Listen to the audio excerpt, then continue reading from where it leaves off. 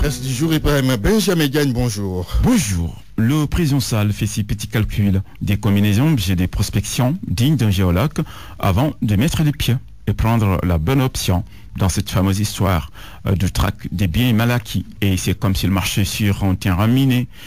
Voilà. Ce qui justifie les craintes de l'État dont parle l'Observateur. Sud Quotidien parle plutôt de thérapie de choc dans la stratégie de communication gouvernementale. Le Soleil, lui, annonce une amélioration dans la communication du gouvernement. Et l'Observateur d'ajouter, même si le président semble trancher le débat en réaffirmant la détermination infaillible du gouvernement à mettre fin à l'impunité et à poursuivre les procédures judiciaires en cours, l'État ne crache pas sur la médiation pénale. C'est une option jamais écartée et pour diverses raisons. Le quotidien de l'immeuble Elimandour énumère 3 raisons qui font douter l'État de l'efficacité de la voie pénale. Primo, en poursuivant Karim et compagnie, ils vont tous cautionner pour éviter la prison. L'État disposera également de ressources additionnelles en attendant le procès. Secondo, si l'État refuse la caution et les envoie en prison, il aura la lourde responsabilité de gérer le traitement quotidien des responsables politiques. Il y a aussi risque de condamnation des organisations des droits humains. Troisièmement, s'il purge la peine,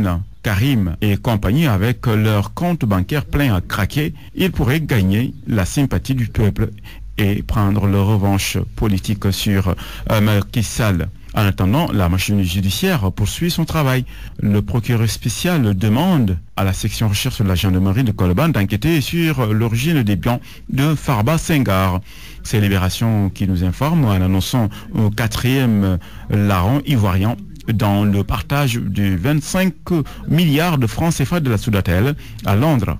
Il s'appelle Ibrahim Keïta, oncle de Mamadi Diané, ancien président de la Fédération ivoirienne de golf. Il vit en exil aux États-Unis depuis qu'il a été arrêté en 2002 pour soutien à la rébellion en Côte d'Ivoire. Traqué jusqu'à l'étranger, Karim Wade se débarrasse finalement de ses 2 appartements londoniens.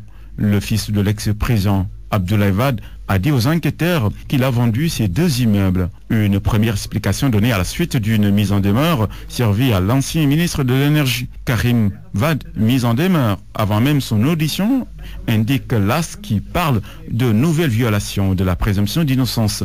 L'État viole ainsi le code forestier, nous dit le quotidien. Le journal La Cité Guinée révèle par ailleurs un autre scandale dans la zone des Niayes avec l'attribution de plus de 13 hectares aux administrateurs territoriaux à déniguer. Selon notre confrère, le domaine forestier classé notamment la bande de Filao qui protège contre l'érosion côtière est de plus en plus menacé. Et il continue de subir toutes sortes d'agressions à l'image des pays de la CEDEAO, dont le Sénégal, menacé par le trafic de drogue et des stupéfiants, comme nous l'apprend Enquête.